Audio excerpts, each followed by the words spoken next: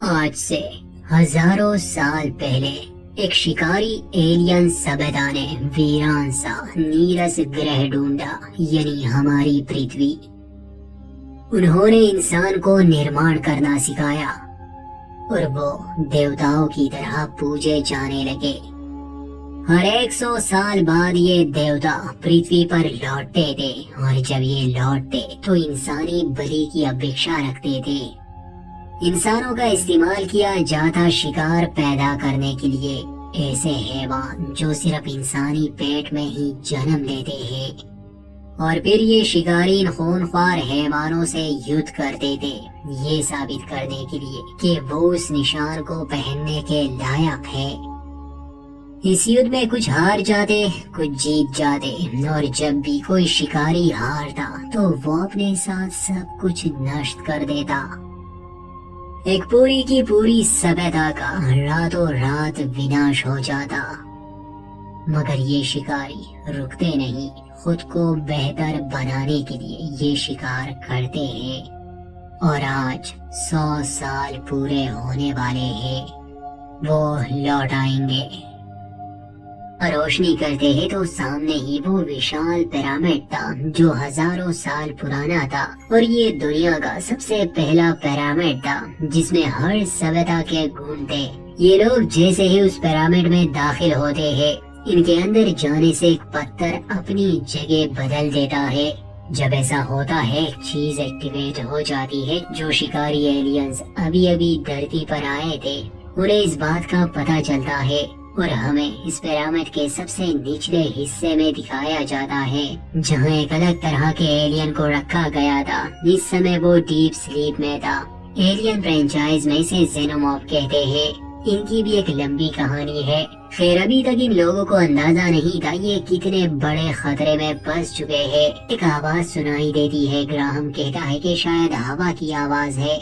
Maxwell एक light नीचे फेंकता है और ये सभी डिसाइड करते हैं कि बलि के इस तहखाने के नीचे जाएंगे ताकि पता चल सके वहाँ है क्या। ठीक उसी समय 3 शिकारी एलियंस नीचे आ चुके थे और उनके इन लोगों पर नजर थी, तो इनमें से कुछ नीचे जाते हैं, कुछ बलि के उस तहखाने में रुक जाते हैं। सामने ही पत्थर की एक कब्र थी जिस पर मायन कैलेंडर के चिन्ह थे।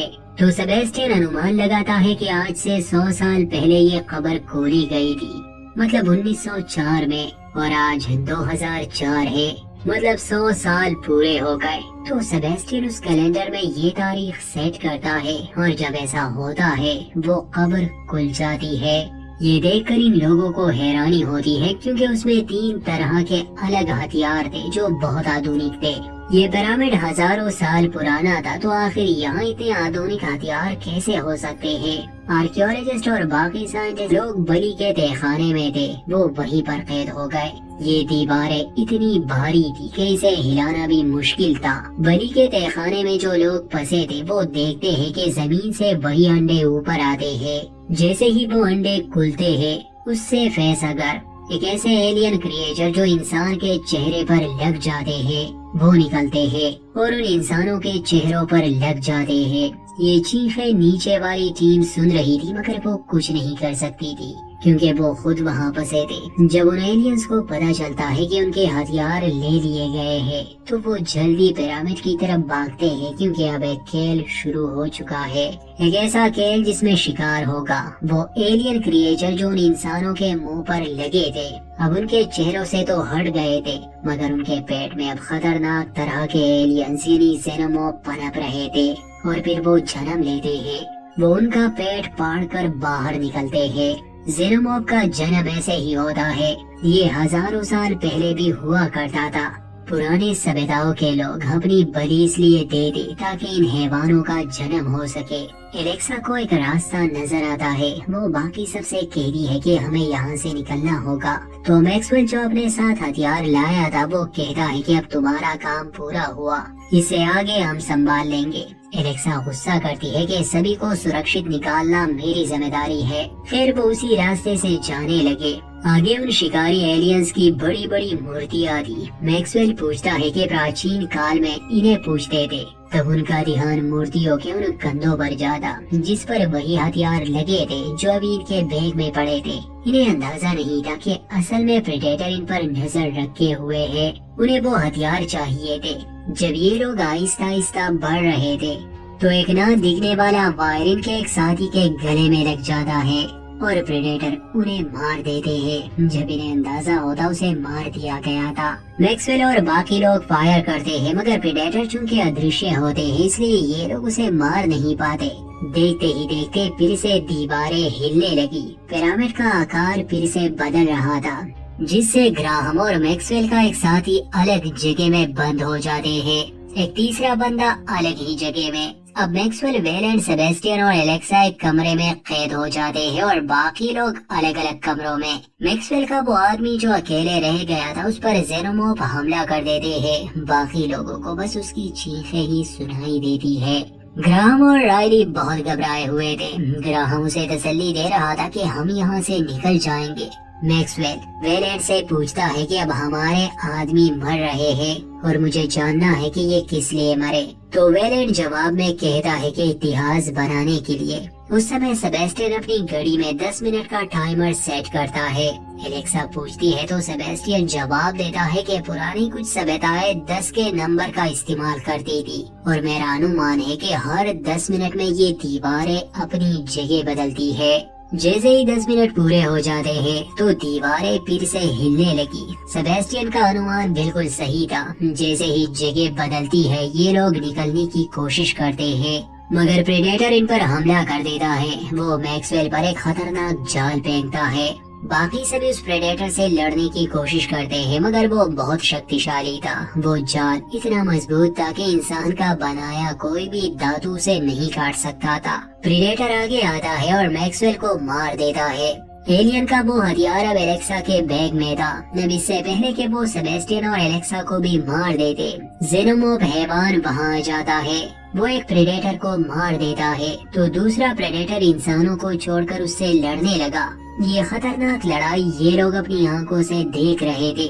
थोड़ी देर में फिर से दीवारें बदलने लगी। ये लोग वहाँ से तो निकल आते हैं। प्रेडेटर उस जेनोमॉर्फ को काफी घायल कर देता है मगर अंत में वो प्रेडेटर को ही मार देता है। अब यहाँ पर 3 प्रेडेटर भेजे गए थे, 2 गए, 1 बाकी और जेनोमॉर्फ तादाद में बढ़ रहे थे। वहाँ ऊपर मैक्स के सभी साथी मर चुके थे और अंत में ग्राहम बचा था जिसे जेनोमॉर्फ जन्म के लिए ले जाते हैं।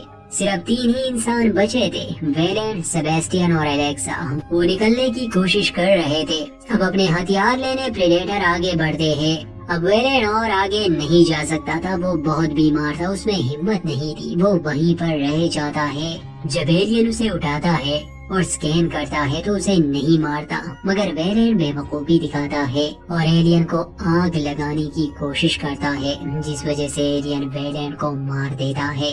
कुछ देर में फिर से दीवारें अपनी जगह बदलती है। प्रेडेटर इनके पीछे था मगर उन दीवारों की वजह से ये लोग बच जाते हैं। फिर उसी प्रेडेटर पर एक जेनोमॉर्फ हमला करता है मगर बाकी 2 प्रेडेटर से ये काफी तेज था इसलिए वो आसानी से उसे मार देता है और उसके खून से अपने हेलमेट और माथे पर एक निशान बनाता है। जेनोमॉर्फ का खून एसिड की तरह होता है। ये सब एलेक्सा और सेबेस्टियन भी एक हॉल की मदद से देख रहे थे। वो समझ जाते हैं कि इन प्रेडेटर्स की लड़ाई इंसानों से नहीं है। इंसान तो बस एक जरिया है। असल में इन लोगों को झांसा दिया गया था क्योंकि इस शिकार की शुरुआत इंसान के बगैर नहीं हो सकती थी। इंसान का बलिदान ही उन हैवानों को इस दुनिया में लाता है। उन्हीं दीवारों पर यहाँ का इतिहास लिखा था, वही कहानी जो हमने आपको इस वीडियो के शुरू में सुनाई थी। एलेक्सा और सेबेस्टियन को समझ आ गया था कि असल में ये शिकारी हर 100 साल में धरती पर आते हैं ताकि शिकार कर सके और उस निशान को पहनने के लायक बन सके। एलेक्सा कहती है कि हमें उनके ये हथियार लौटाने होंगे। उनकी लड़ाई हमसे नहीं है और दुश्मन का दुश्मन दोस्त होता है। वो तो शिकार करने आए हैं। मगर सेबेस्टियन गुस्सा करता है कि शिकारी के हाथ में बंदूक नहीं थमाई जाती, उससे भागना और छुपना पड़ता है। थोड़ी देर बाद ही जब फिर से दीवारें बदलने लगी तो सेबेस्टियन और एलेक्सा भागते हैं, मगर एक टूटी जगह की कारण एलेक्सा गिरने वाली थी। सेबेस्टियन उसकी जान बचाता है, मगर एक सर्प उसे ले जाता है। सिर्फ एलेक्सा ही अकेली बची इंसान थी। जब प्रेडेटर उसके सामने आता है तो वो हथियार अपने बैग से निकालती है और उसके सामने रख देती है। इससे पहले कि प्रेडेटर उसे मारता, वहाँ पर वही सर्प हमला कर देता है। प्रेडेटर उससे लड़ने लगा। इस बीच एलेक्सा उस एलियन के हथियार से उस जेनोमॉर्फ को मारने में कामयाब हो जाती है। उसे मारने के बाद प्रेडेटर उसे कुछ नहीं कहता, बल्कि उसके लिए उसी एलियन के शरीर से ढाल और हथियार बनाता है, क्योंकि इन्हें अब लड़ना था। ये लोग बलि के तहखाने में जाते हैं तो देखते हैं कि बाकी सब मर चुके हैं। उनके पेट से वो हैवान बाहर आए थे। सेबेस्टियन अब भी जिंदा था। एलियन उसे मारने वाला था क्योंकि उसका बचना नामुमकिन था। उसके पेट में एलियन था। वो विनती करता है कि मुझे मार दो। अब रोते हुए एलेक्सा उसे मार देती है। जाते जाते प्रेडेटर वहाँ पर एक बॉम्ब छोड़ देता है, क्योंकि अब छोटे हैवान अपने माता को आजाद करने के लिए गए थे। वो मदर जेनोमॉर्फ बहुत शक्तिशाली थी और उसका मुकाबला करना नामुमकिन था। बॉम्ब को वहीं छोड़कर एलेक्सा और प्रेडेटर उस हॉल से बाहर चले जाते हैं। उस बम धमाके से नीचे जो भी था वो मिट जाता है, उस पिरामिड के साथ साथ सभी छोटे जेनोमॉर्फ भी। मगर जब ये दोनों सतह पर पहुंचते हैं तो वो मदर जेनोमॉर्फ भी जिंदा बच गई थी। ये दोनों उससे लड़ने लगे। वो साइज में बहुत बड़ा था, शक्तिशाली था, इसलिए उसे काबू करना नामुमकिन था। पर अगर वो जिंदा बच गया तो वो इस दुनिया को भी तबाह कर देगा। आखिर में दोनों मिलकर उससे बंदी जंजीर को एक भारी चीज से बांध देते हैं और उसे पानी में डुबोने की कोशिश करते हैं। इस कोशिश में वो आखिरी प्रेडेटर भी मारा जाता है, मगर जेनोमॉर्फ को ये लोग समंदर की गहराई में भेज देते हैं। ये जंग जैसे ही खत्म होती है, प्रेडेटर्स का एक विशाल जहाज और बहुत से प्रेडेटर अपने आप को विजिबल करते हैं। उस आखिरी मरे प्रेडेटर की लाश को ले जाया जाता है।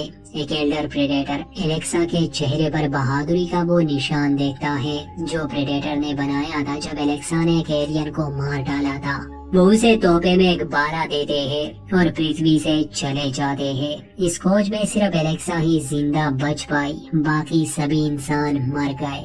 अंत में दिखाया जाता है कि उस प्रेडेटर की लाश को एक जगह रखा गया है और उसके पेट से एक जेनोमॉर्फ बाहर निकलता है। और यहीं पर इस कहानी का अंत।